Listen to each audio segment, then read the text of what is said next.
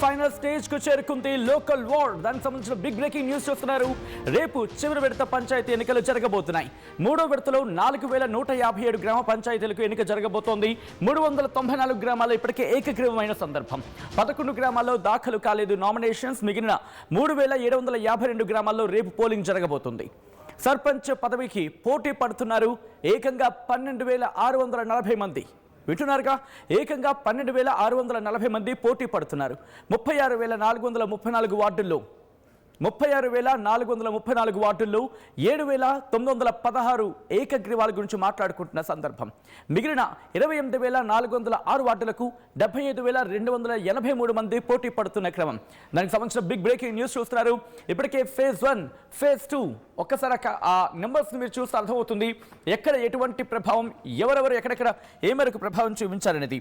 So దానికి సంబంధించిన big breaking news చూస్తున్నారు. మొదటి విడతలో 4236 మొదటి విడతలు 4236 స్థానాలకి కాంగ్రెస్ 2334, బీఆర్ఎస్ 1168, భారతీయ జనతా పార్టీ 189, ఇతరులు ఏకంగా 539 స్థానాలను కైవసం చేసుకున్నారు.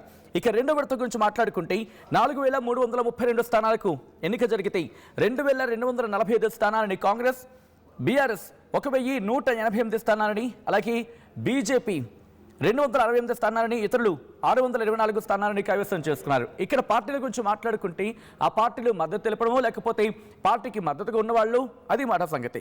సో టోటల్గా మాట్లాడుకునే క్రమంలో మొత్తం 8568 స్థానాలకు ఎన్నిక జరగ పంచాయతీలకు సంబంధించి మొత్తంగా 6692 స్థానాలను కాంగ్రెస్ కైవసం చేసుకుంటే 3508 స్థానాలను బీఆర్ఎస్ కైవసం చేసుకుంది.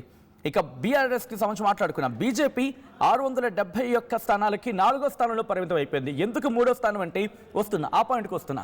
3వ స్థానాల్లోకి ఇతరులు ఏకంగా 1652 మంది ఆ స్థానాన్ని కైవసం చేసుకున్న సందర్భం.